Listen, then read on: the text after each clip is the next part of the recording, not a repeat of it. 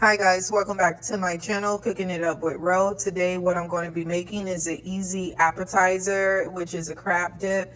I started making this crab dip on my own because we buy it from the store and it's always mediocre.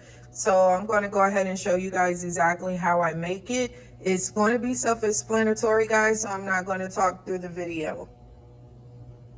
And really quick, I'm going to always I always list in the description box the ingredients, and because I didn't use measuring cups in this particular video, I'm going to give you an approximate of about how much seasoning I use. But again, guys, always season to your liking. You never have to follow the exact seasoning. So guys, if you're new to my channel, don't forget to like, comment, and subscribe. If you're already a subscriber, thank you so much for watching. But thank everybody for watching.